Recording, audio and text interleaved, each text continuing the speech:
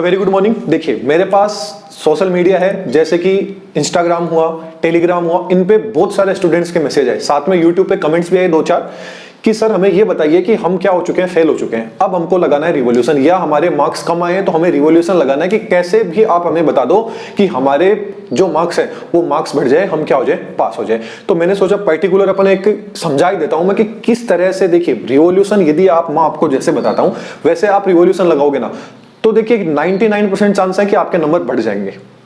अब कैसे हैं देखिए, अपन सपोज करते हैं, अपन लेके चलते हैं कि दो सवाल है, ये दो सवाल मेरे को बहुत ज्यादा लोगों ने पूछे। पहला सवाल तो था कि रिवॉल्यूशन लगाने का तरीका बता दीजिए सर, कि रिवॉल्यूशन कैसे लगाते हैं, क्या अपन कैसे डिसाइड करें कि कौन से पेपर में अपन को रिवॉल्व लगाना है ताकि क्या हो सके, अपने नंबर बढ़ सके। क्योंकि मिनिमम 4 ही अपन क्या लगा सकते हैं, 4, कई यूनिवर्सिटीज में 4 मान लीजिए, कई में 5 मान लीजिए, बस इतने ही पेपर हैं वो अपन रिवॉल्यूशन लगा सकते हैं। मिनिमम अपन 4 पेपर ही क्या लगा सकते हैं, रिवॉल्व लगा सकते हैं। तो आप हमें बता दीजिए कि इस पेपर में रिवॉल्व लगा दो, हम क्या हो जाए, पास हो जाए। पहला क्वेश्चन तो ये था। दूसरा था कि सर रिवॉल्यूशन तो लगा देंगे, क्या नंबर हमारे बढ़ेंगे या नंबर नहीं बढ़ेंगे, ये भी आप बता दीजिए कि मैंने इस पेपर के अंदर रिवॉल्यूशन लगाया, आप मेरे को बता दीजिए मेरे नंबर बढ़ेंगे या नहीं बढ़ेंगे।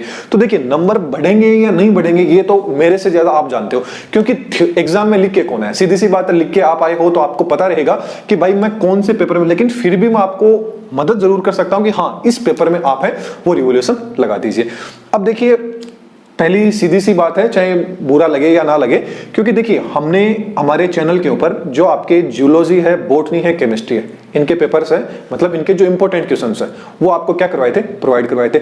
लगभग 90% तक जो पेपर हमने बताए थे, जो क्वेश्चंस हमने बताए थे वो ही के वो आपके एग्जाम के अंदर आए। तो आप बताइए यदि आप हमारा सारे के सारे पेपर्स देख लेते, पढ़ के जाते, तो क्या आपको रिवॉल्यूशन की जरूरत पड़ती? ये आपके सोचने की बात है, कोई बात नहीं, अभी आपने नहीं देखा है तो नेक्स्ट ईयर देख लीजिएगा। अपन अपने 2 क्वेश्चंस हैं, क्वेश्चंस पे आ जाते हैं। पहला था रिवॉल्यूशन लगाने का तरीका क्या है और नंबर बढ़ेंगे या नहीं बढ़ेंगे। तो देखिए अपन एग्जांपल ले लेते हैं। आपका 3 पेपर होते हैं, chemistry, botany and zoology. Okay, ये 3 पेपर है अपने। First paper, second paper, third paper, तीनों के 3-3 पार्ट होते हैं। तो देखिए मान लीजिए आपका जो केमिस्ट्री वाला पेपर है उसके अंदर फर्स्ट पेपर के अंदर आपके क्या आ चुके हैं भाई, 18 नंबर आ चुके हैं। सेकंड पेपर है उसमें आपके 4 नंबर आ चुके हैं। थर्ड पेपर में आपके कितने, 7 नंबर आ गए हैं। बॉटनी की बात करें तो बॉटनी के अंदर मान लीजिए आपके फर्स्ट पेपर के अंदर, मान लीजिए बॉटनी का जो फर्स्ट पेपर है उसके अंदर आपके 11 नंबर आ गए। एंड जो बॉटनी का सेकंड एंड थर्ड पेपर है, मान लीजिए उसमें डबल 0 नंबर आए हैं आपके पास, या आपके नंबर आए नहीं है, आप 2 नंबर, 3 नंबर, 4 नंबर कुछ भी आप मान लीजिए, या आपने दोनों पेपर दिए ही नहीं है, ये भी आप मान सकते हो। जूलॉजी की बात करें तो जूलॉजी के अंदर मान लीजिए इस फर्स्ट पेपर में कितने हैं, 13 आए हैं। सेकंड पेपर के अंदर कितने आपके 19 आए हैं, और थर्ड पेपर में कितने आपके 16 नंबर आए। पेपर होते हैं टोटल 100 नंबर के। तो देखिए ज्यादातर जो यूनिवर्सिटीज है उनके अंदर जो फर्स्ट पेपर रहता है वो रहता है 33 नंबर का, सेकेंड भी 33 का, एंड 4th नंबर वाला 34 नंबर का पेपर रहता है। ये अपने इनमें से इतने अपने अपन को नंबर चाहिए होते हैं। तो टोटल पेपर कितना हो गया आपके, 100 मार्क्स का टोटल पेपर हो जाता है। अब बात करें तो देखिए केमिस्ट्री के अंदर आपके टोटल कितने नंबर आए, 18, 4 और 7 टोटल कितने हुए, 29 नंबर आ चुके हैं। जबकि बॉटनी की बात करें तो बॉटनी के अंदर आपके टोटल कितने आए हैं, 11 ही आपके नंबर आए हैं। जबकि जूलॉजी की बात करें तो जूलॉजी में 13, 19 और 16, 48 के समथिंग होते हैं। एक बार आप काउंट कर लीजिएगा, 48 के समथिंग आपके क्या आ चुके हैं, नंबर आ चुके हैं। मतलब आप क्या हो चुके हैं, यहाँ पे फेल हो चुके हैं। क्या हो चुके हैं आपके मार्कशीट में आपको फेल शो हो रहा है। ये किसी स्टूडेंट ने मेरे को मार्कशीट भेजी थी, उसकी मार्कशीट में नाम तो मैं नहीं बता सकता, उसकी मार्कशीट में फेल शो हो रहा था।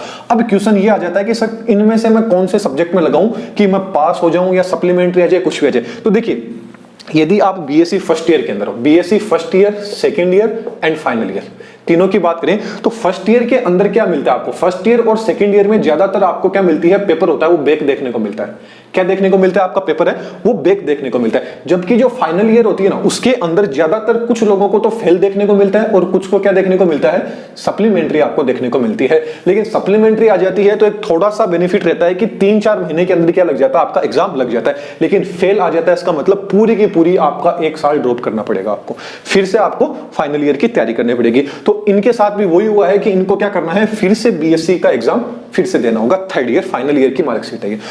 तो फर्स्ट ईयर का मान लीजिए, सेकंड ईयर का कुछ भी मान लीजिए, यदि अपन इस मार्कशीट को फर्स्ट ईयर के रखें तो आपके क्या रह चुके हैं, पेपर बैक रह चुके हैं। कौन कौन से रह चुके हैं, देखिए ये वाला रह गया, ये वाला बैक रह गया, ये तीनों के तीनों क्या रह गए, बैक पेपर आपके रह गए। मिनिमम 33 के अंदर से अपन को कि टोटल मान के चले तो 12 से अपन को 13 नंबर चाहिए होते हैं पर पेपर के अंदर। कितने, 33 में से पर पेपर में 12 से 13 नंबर चाहिए होते हैं। तो देखिए अब देखते हैं कि क्या कौन सा पेपर लगाएंगे ताकि अपन क्या हो जाए, पास हो जाए रिवॉल्यूशन के अंदर। तो देखिए जूलॉजी का पूरा पेपर क्या हो चुका है, आपका पास हो चुका है। पूरा का पूरा पेपर क्या हो चुका है, जूलॉजी का पास हो चुका है। लेकिन आपको एक चीज बता देता हूं, यदि आप फाइनल ईयर के अंदर फेल हो जाते हैं तो आपको तीनों के तीनों पेपर के टोटल तीनों के तीनों पेपर क्या देने पड़ते हैं, फिर से देने पड़ते हैं। ये नहीं है कि जूलॉजी में आप पास हो गए हो, आप केमिस्ट्री बॉटनी में हो तो आपको दोनों देने पड़ेंगे, नहीं। फेल यदि हो गए हो तो पूरे के पूरे एक तरह से मान लीजिए फिर से बीएससी फाइनल ईयर आपको करनी पड़ेगी। ओके, अब देखिए केमिस्ट्री के अंदर जो फर्स्ट पेपर है, ये पेपर आपने क्या कर लिया, पास कर लिया।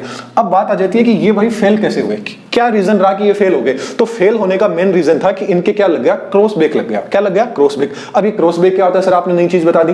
तो देखिए क्रॉस ब्रेक क्या होता है कि मान देखिए यहां पे जो आपका सेकंड पेपर है केमिस्ट्री का, इसमें 4 आ रहे हैं, इसमें कितने आ रहे हैं, 7 आ रहे हैं। लगभग 12 से 13 नंबर चाहिए पास होने के लिए। तो अब इसके अंदर आपके क्या होगा, 4 या 7 नंबर तो आगे, 2 पेपर तो किसके रह गए, आपके केमिस्ट्री के रह गए। मिनिमम टोटल से टोटल यदि मान के चले अपन तो लास्ट 3 पेपर है वो आपके बैक रह सकते हैं। कितने पेपर, 3 पेपर आपके बैक रह सकते हैं। या केमिस्ट्री का फर्स्ट मान लीजिए, ये तीनों के एक मान लीजिए, या कैसे भी मान लीजिए।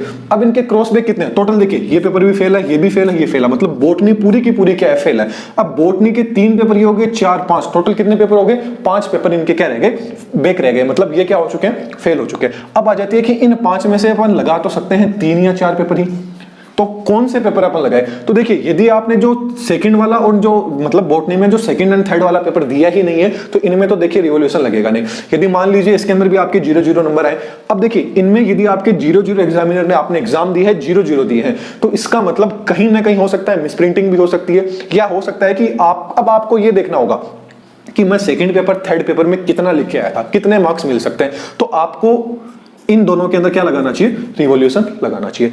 इसके अलावा अब देखिए जो बॉटनी का जो थर्ड पेपर है ना, इसको आप छोड़ दीजिए क्योंकि टोटल 3 या 4 पेपर में लगा सकते हैं। तो इस पेपर को आप छोड़ दीजिए क्योंकि इसमें आपको पहले से ही 11 नंबर मिल चुके हैं।